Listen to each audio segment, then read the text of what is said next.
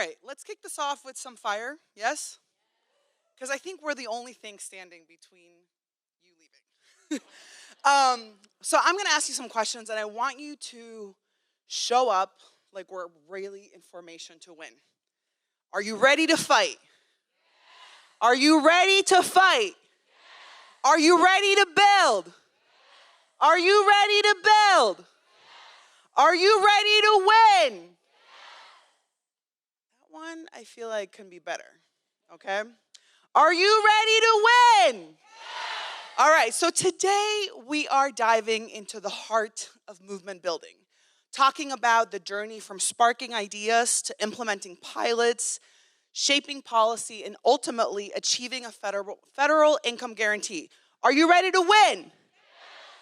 So I am joined by two phenomenal women leaders who are at the forefront of the fight for a guaranteed income.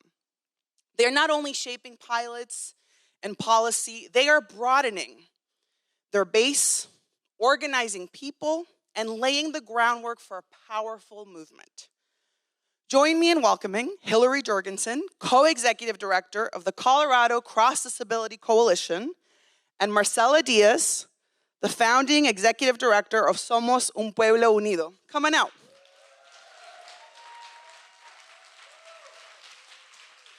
All right, any proud Coloradans in the house? Make some noise if you're from Colorado. Okay, make some noise if you're from New Mexico. All right, everyone make some noise for these two women right here, all right? So if we believe that there is nothing inevitable about the way our economy and our society are structured, and that we the people hold the power to deliver the future that we deserve, then we must become obsessed with growth. So I want you to say that with me. Growth. Growth. Obsessed. Obsessed with inviting more people to be a part of shaping that future and being unapologetic about our vision, that we believe in this federal income guarantee. And you two are doing it. So I want to get to the heart of the conversation, which is the how. Because one of the myths I want to disrupt and bust in this conversation is that you can't build a base of people around a guaranteed income. The story, some of the stories we've heard today, the work that you are doing in your states tells a very different story. Hillary, you run a disability rights organization that won $2 million as part of an extension of city funding for the Denver Basic Income Project. Yeah, yes. This is what that enables. Cash transfers directly to people who are or have been unhoused. And Marcela, you lead a statewide immigrant-based organization that works to advance racial and worker justice in New Mexico. You recently wrapped up a GI program for mixed immigration status families last year. And earlier this year, the coalition won $1 million for a 3-year government-sponsored monthly cash stipend for people enrolled in adult education. Yes? All right, I want to hear it. So we're going to go into the questions. I want both of you to talk a little bit more about your win and how you did it. What did it take? Now, a lot of these conversations usually overemphasize policy and undersell the role of people.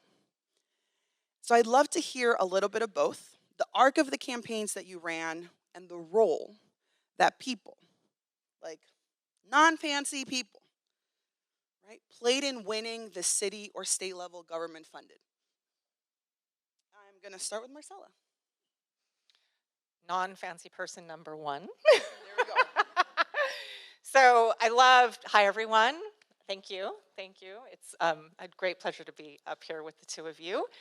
I want to start with something you just said in your intro, and that is you really want to dispel this myth that we cannot grow a base around guaranteed income.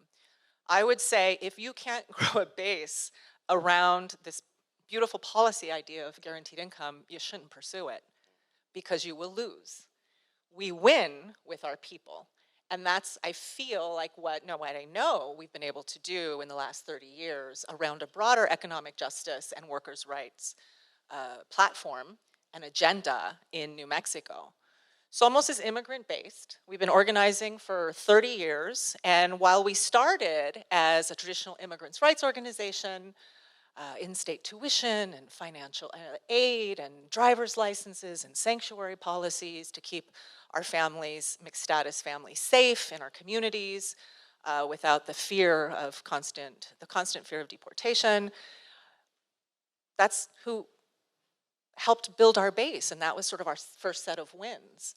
But those of you in the group who've heard me speak before will always hear me say the same thing. If you are a membership-based organization and your members are Latino immigrants, and you are an immigrants' rights organization, you will inevitably, if you're doing your job right, and if you're organizing where people are at and organizing around what people need, you will become a workers' rights organization and an economic justice organization. So what have immigrant workers in New Mexico won to get us to where we are now? And we have so much more to win, obviously, and so much more power to build. We have won improved enforcement of basic and minimum labor standards, right? But those are basic standards. Those are minimum wage an hour laws. We want more. So we have worked with our partners across the state to raise the floor at the local level and the state level, not just for immigrant workers, but all low-wage workers. Raising minimum wage. Santa Fe I love talking about this. It was immigrant workers in Santa Fe who really led the way in making Santa Fe, New Mexico, the first city in the country to raise its minimum wage in the private sector. Did you know that? Probably not. Because we're not San Francisco. And so this is what immigrant workers have been winning in our communities.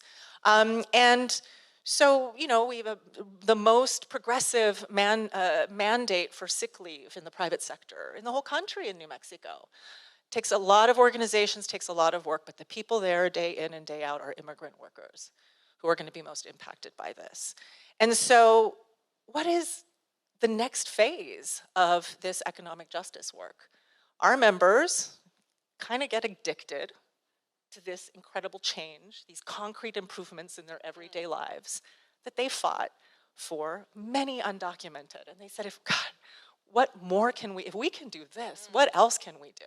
If we grow, if we're strategic, if we're building power, if we're using guaranteed income as a power building tool, if we're using policy as a means to continue to grow power. And so in wanting to shape an inclusive economy where immigrant workers who are fueling our state's economy, especially across the board, but certainly immigrant oil and gas workers and families, we're an oil and gas state. What does it look like? This is what our members are talking about. What does it look like if we can actually shape this economy? And if we can shape tax policy, budget policy, public benefits policies, workforce development policies so that we can access better jobs, quality jobs, so that we have options and resources from the money that we provide for this state. And so that is how we started talking about guaranteed income in our community, and that's how we started organizing. And so within the framework of trying to build, you said adult education programs, but that's adult education programs that are leading to certification. So these are integrated education training programs, it's workforce development. And so when we go to the legislature and say, look, you're experiencing all these shortages, and all of our families are coming in saying, yeah, and I have 2 jobs. I have 2 jobs, when am I supposed to take it? When am I supposed to shore up my English language skills? When am I supposed to get a certification in energy auditing or childcare? This is what we need. So not only are our families fighting for more workforce development opportunities, skills training, equity in our workforce development system, but they're saying we need the supplemental income and we're gonna fight until we can get it. And so this last year, in the last 15, so we have every other year we have a legislative session. It's a 30-day session and it's a 60-day session, and that's it. You don't pass your bills. Thousands of bills are introduced, and this year only 10% of the bills that were introduced got passed. And our little small but mighty guaranteed income bill for folks who are in integrated education training programs getting $1,000 a month up to 12 months while they're coursing through those programs, pass within the last 15 minutes of that legislative session. Truth is, our governor wasn't like totally on board because it wasn't their idea, you know, it was workers' idea. But to her credit, no shade on the governor because she did sign it in the last 20 minutes of the time period that she could sign it. But there it is. And so that is what we are excited about doing. And we, I would be remiss if we didn't say we don't partner. Like during the pandemic, we decided to just go full on cash payments, recurring cash payments. We just thought this for excluded workers. And so for us, the ARC really is a part of really strategic alliance building. And so we partnered with other like-minded organizations, you know, a couple that are in the House today, El Centro de Igualdad y Derechos, which is also immigrant-based, and New Mexico Voices for Children, which is a really good research partner, and we'll talk a little bit about that later on, like what it means to follow and not lead as policy people, as researchers. But this is what's really exciting about the work that we've been able to do in New Mexico with our strategic partnerships and strategic partnerships with other like-minded organizations that also believe in policy as a means of growing power. And that's really what it's going to take to win at the federal level. Thank you. Thank you, New Mexico. And then Hillary, talk about this incredible victory in Colorado. Yeah, non-fancy person number 2, who is letting that I am second now, and I have to follow that. But as mentioned in the introduction, I look for a disability rights, disability justice organization. And one of the questions I get all the time is, why is a disability justice, disability rights organization the one convening this guaranteed income campaign? And, you know, there's a couple of reasons. One, 30% of our membership lives on $800 or less a month. And that's because the systems and the programs that have been put in place to ensure that people with disabilities get the services they need often require people to live in poverty in order to qualify for them. And so we have many members who would like to look, but actually cannot look without losing the benefits that keep them out of the nursing home. So, you know, we are always looking for like innovative opportunities to help people move away from the programs that require that they continue to live in poverty, that our community continues to live in poverty. And I remember sitting around like 10 years ago and being like, we need like Social Security, but like not like Social Security. You know, like the money needs to show up every month, but like we need to have no asset limits, no hoops to jump through. And we were talking about guaranteed income, we just didn't know it. And so this campaign came about. One of our staff members went to the convening in Atlanta a few years ago, sent a community change, thank you, and came back and said, there was this thing called guaranteed income, and it's like Social Security, but not Social Security. And all of our members were like, what? Tell us more. And so we have a convening every year where we bring all of our member leaders from around the state together to plan for the next year, you know, make decisions about campaigns, and we did a breakout session on guaranteed income. And like 30 minutes after the breakout session, I had people coming up to me being like, I know we had like other stuff on the agenda, but like I heard someone went to this guaranteed income like breakout session, and like that sounds really exciting. And like, what do we need to do to do that?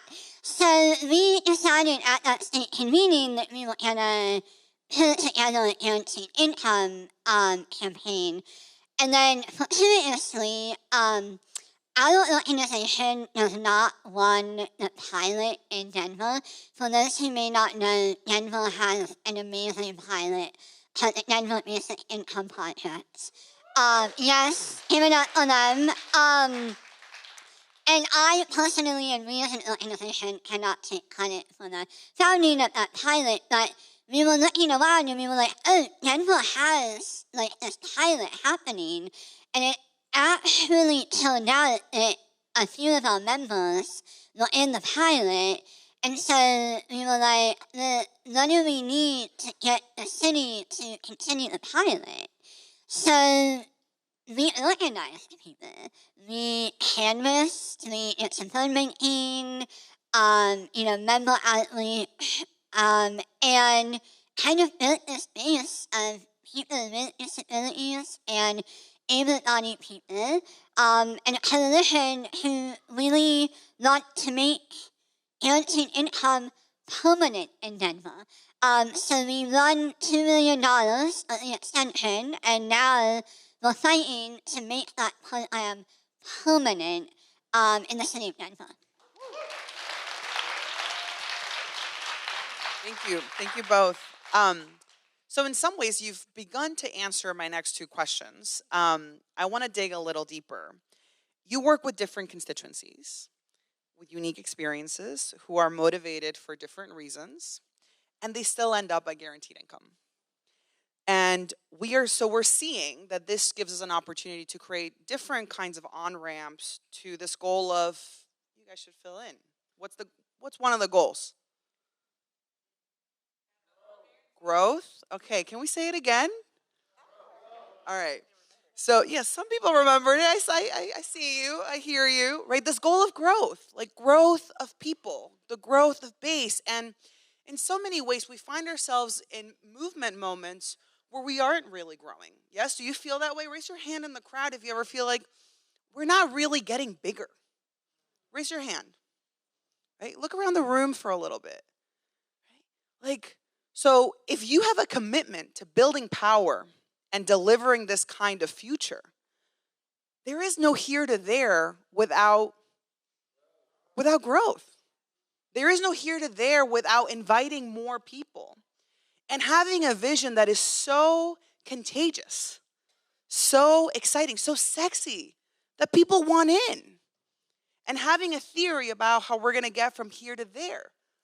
Because people want to be in a winning team, right? Do you want to be on a winning team? Right, and so how, I think it gets back to this question for me about how did you talk to people about a guarantee income? And what spoke to them the most about it?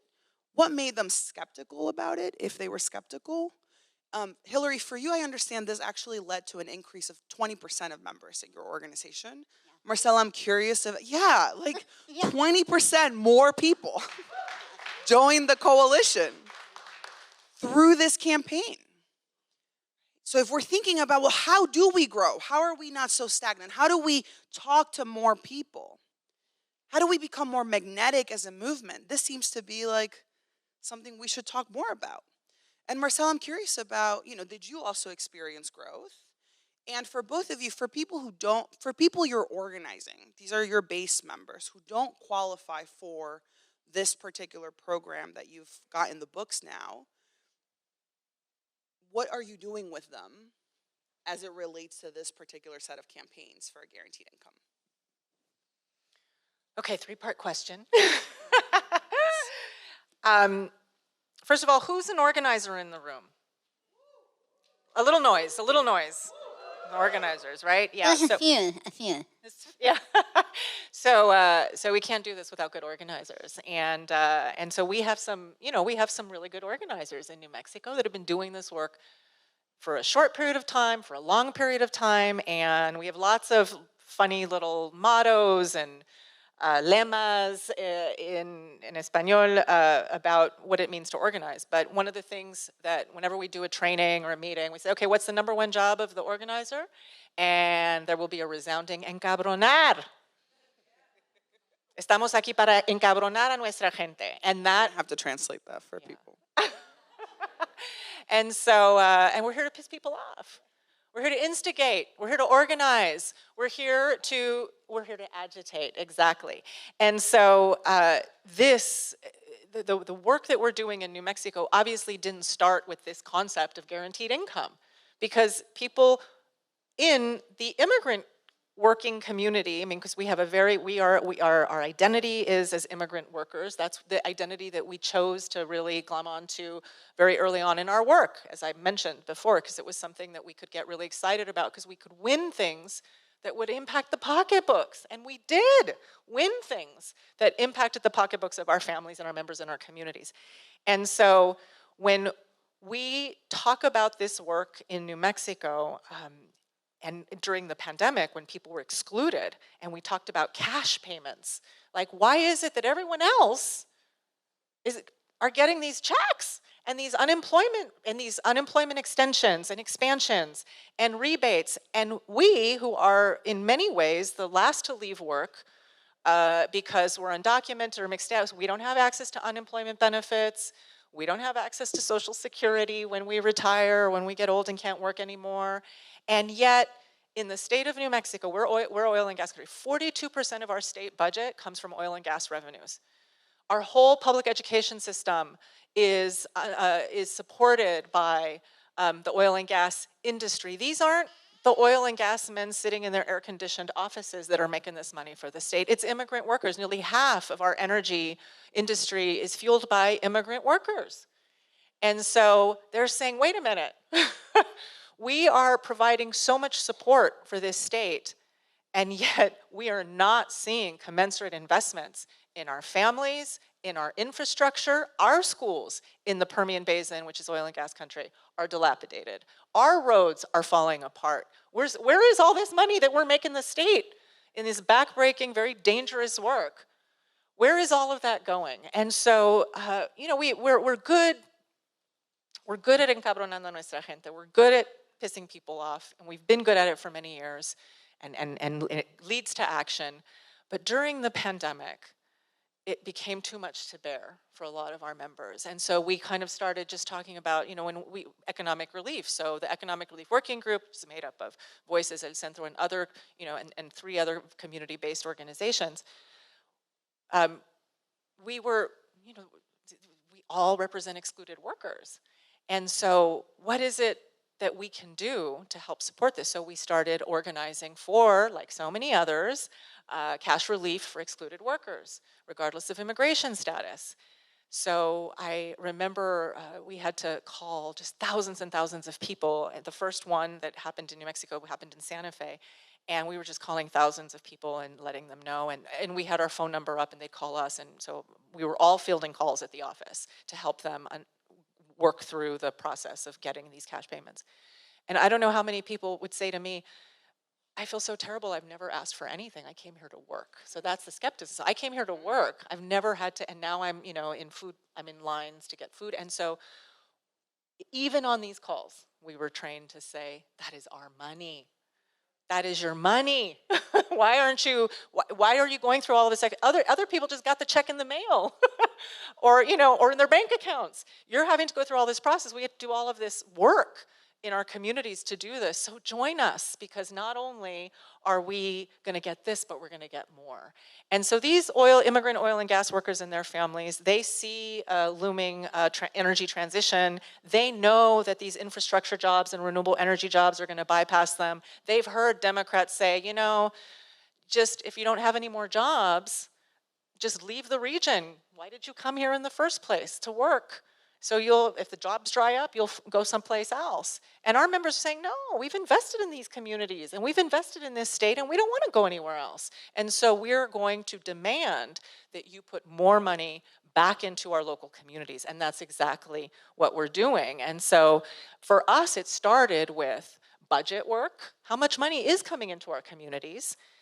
Tax work, so during this pandemic, the Economic Relief Working Group, of which we're a part, not only got over $37 million in money for excluded workers at the city and state level, but we also were able to tangible benefits that hit people's pocketbooks that they worked for. That helps us grow as a movement, right? I would want to join that organization. I would want to join that movement. I did join that organization and that movement as non-fancy person number one.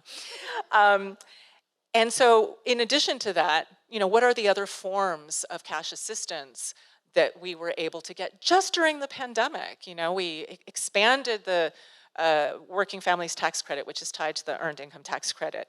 We made undocumented immigrants for the first time eligible for tax filers for all tax credits and tax rebates at the state level. All of this happened during the pandemic, so we were getting our state used to the idea of cash, inclusion of excluded people like undocumented immigrants, and of course, in this trajectory, are essential workers coming forward, including immigrant oil and gas workers, and saying, we want more.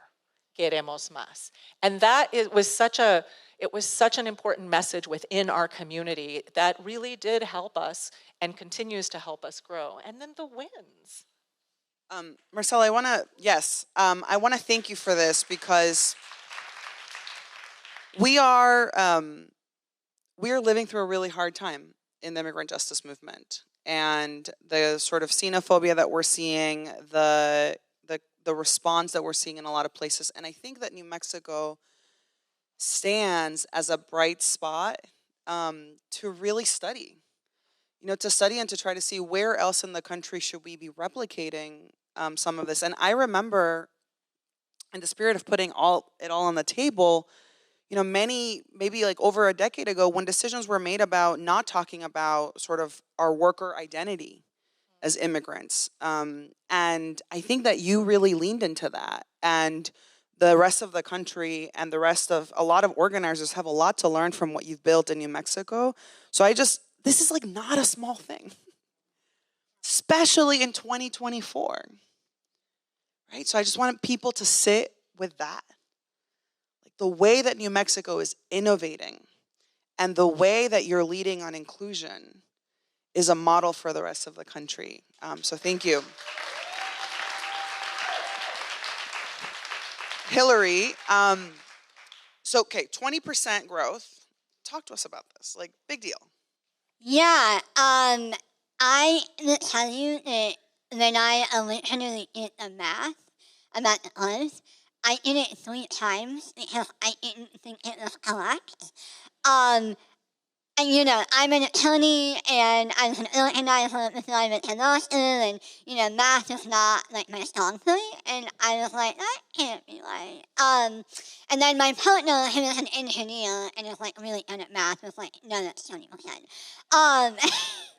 So yeah, one of the things that's really been interesting about guaranteed income is it's actually really easy to talk about because, and I've looked at a lot of different campaigns, the ACA, where, you would go to people's door and they would yell at you about Obamacare, and canvassing for guaranteed income is one of the best canvassing experiences I've ever had, because people can see themselves in it, right?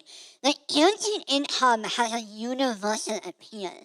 Whether you are a person with a disability who is trying to get off of the programs that force you to have a $2,000 asset limit, right, and live in poverty, whether you are a single working parent, whether you are unhoused, whether you are an immigrant worker, right?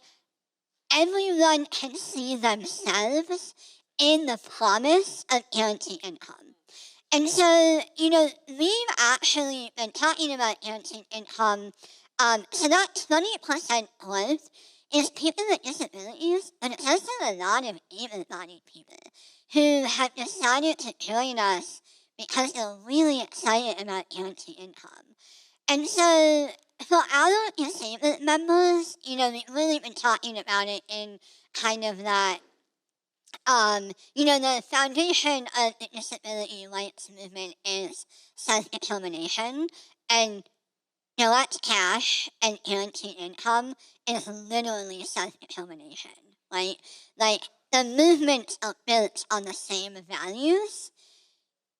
It's the same thing with able-bodied people, though, right? Like, they want self-determination too. And,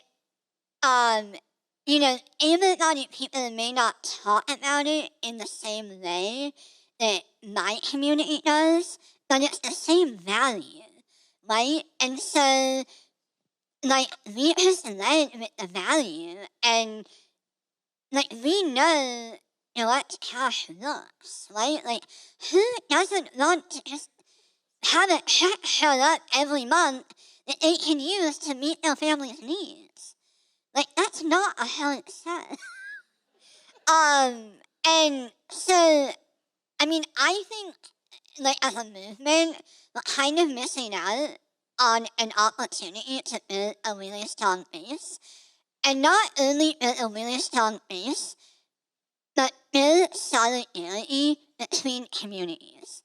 One of the reasons that I am so excited about this campaign and to be here today is because how many of you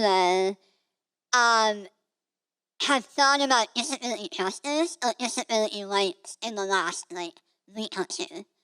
Probably not very many people in this room, right?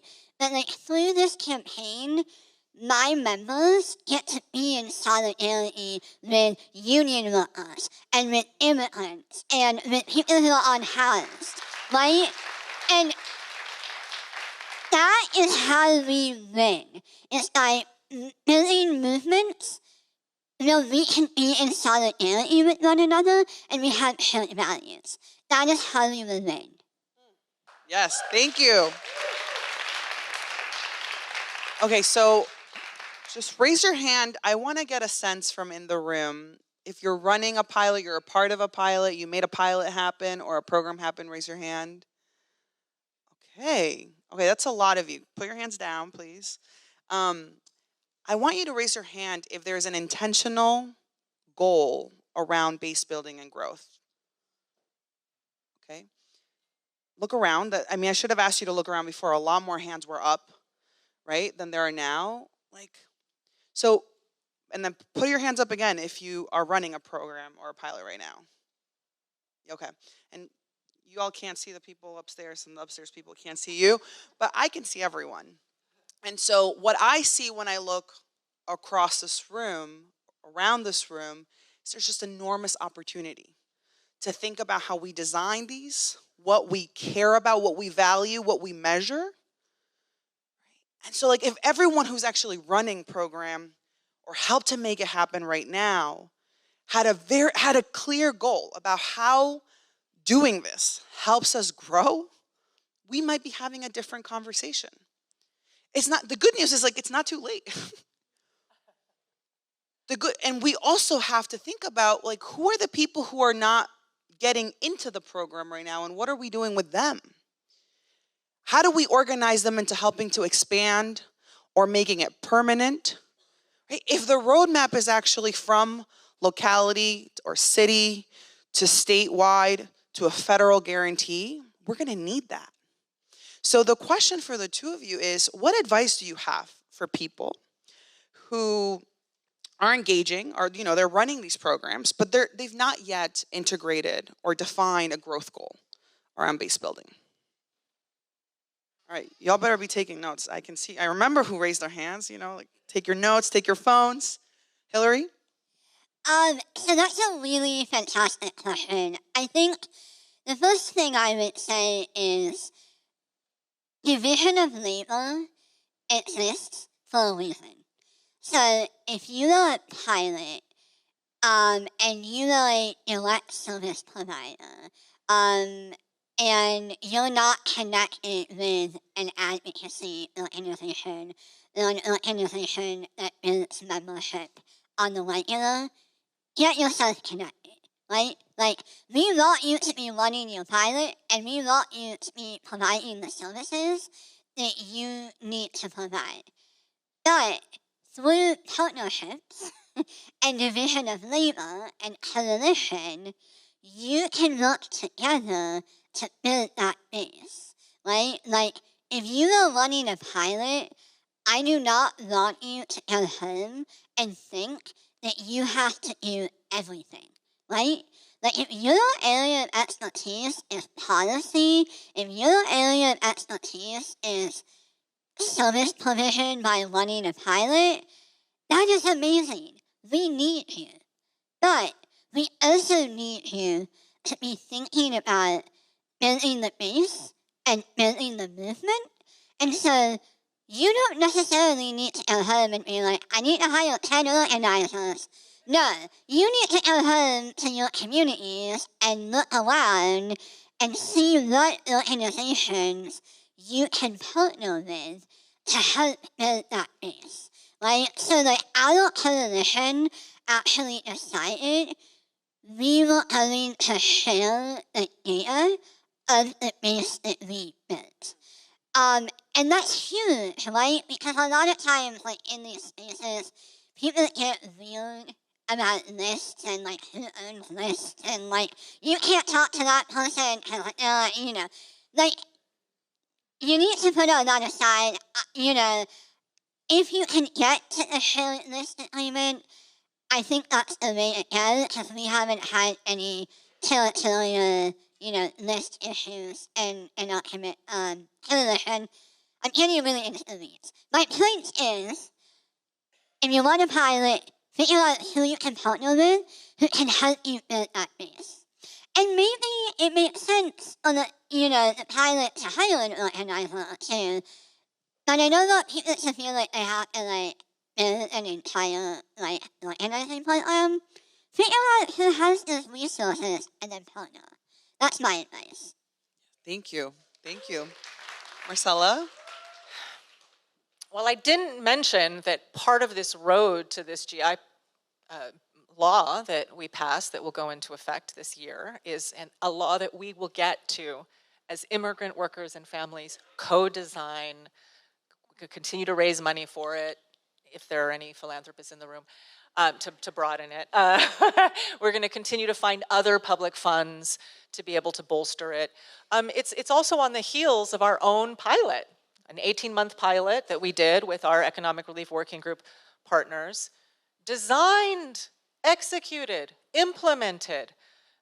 We have research partners, and Javier Rojo, who's not here with us, was the author of the report from New Mexico Voices for Children, and one of the things that I love that he says, and we just did a funders briefing, is he said, these grassroots power-building organizations taught me how to be a better researcher because they were the ones telling me what questions I needed to be asking because they had an agenda. We're not doing we're not doing these pilots for this. I mean, we can do these pilots for the sake of getting money into the pockets of X amount of people, but unless you are partnering, and I go back to what I said at the beginning, if you are not partnering with base building, power building, strategic organizations, then you're not going to win anything bigger than your pilot. You have to partner with the folks who are impacted. That's the other thing. Impacted people are policy people. Impacted people are policy people. Amen. Amen. We're not just mobilizing targets. We're not just asking people to tell their stories. My God. That's important, but no.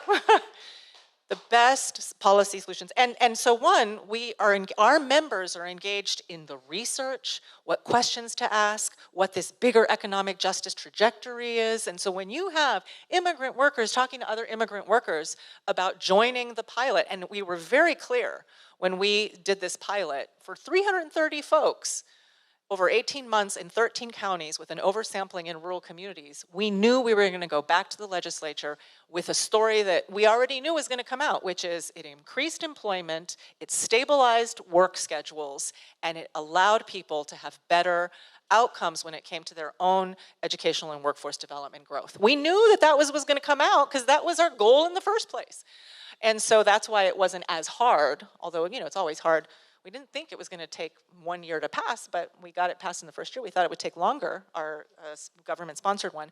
So I say all of that because it's about finding the partnerships, but you have to have, and they're in every state, I promise you, community-based. If they're not immigrant-based, they are based in other constituencies of people who are good at passing legislation, doing community-based research, learning how to grow base, learning how to grow power. Because for us, the goal isn't just growth, although that's a very important objective, yes. Isn't it? Only one of the many. We are, what we always say at Somos, one of our other little mantras, is if we are not, si no estamos creciendo, nos estamos muriendo. If we are not growing, we are dying. And so our members and our organizers will repeat that. If we're not growing, we're dying. If we're not growing, we're dying. But with the end of growing long-term power, because we can get good policies passed with good grassroots power-building organizations.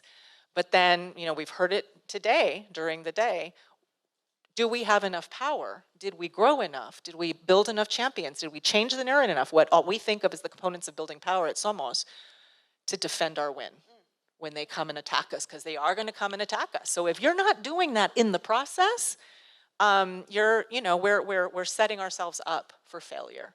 And so that is, I think, the biggest message for researchers, policy people. It's follow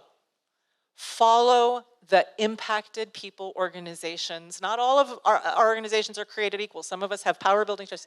But if you let us follow, if you let us lead, you will have a long-term power building trajectory that will get us to that bigger win at the federal level, which is what we're trying to do. Woo! Okay, so we were supposed to take some questions. We had a few more questions, but this has been rich. I want to thank you, Hillary and Marcela. And I want to take a moment because we're almost at the end of this conference. And you're sitting, this is a panel of organizers.